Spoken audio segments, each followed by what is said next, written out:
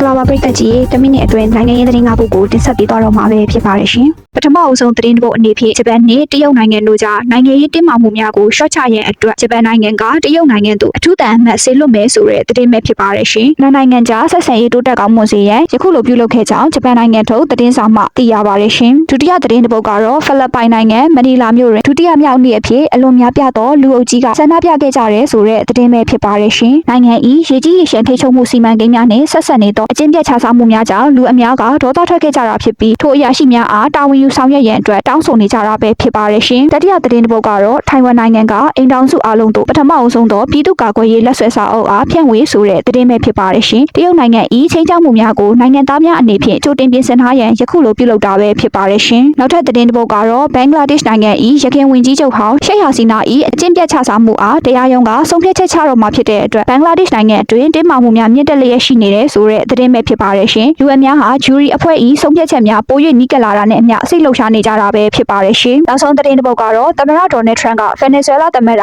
နီကိုလတ်မာဒီယိုနဲ့တွေ့ဆုံနိုင်ကြောင်းပြောလာတဲ့ဆိုတဲ့သတင်းပဲဖြစ်ပါတယ်ရှင်ယခုလိုပြောကြားခဲ့မှုကြောင့်အမေရိကန်နိုင်ငံနဲ့ဗင်နီဇွဲလားနိုင်ငံတို့ကြားဆက်ဆံရေးပြည့်ပြည့်ပြောင်းလာနိုင်ခြေရှိတဲ့အတွက်လူအများမှာမျှော်လင့်ချက်များမြင့်တက်လျက်ရှိနေပါတယ်ရှင်ဆုံးဖြတ်ကြည့်ရှုပေးခဲ့တဲ့အတွက်ကျေးဇူးတင်ပါတယ်ရှင်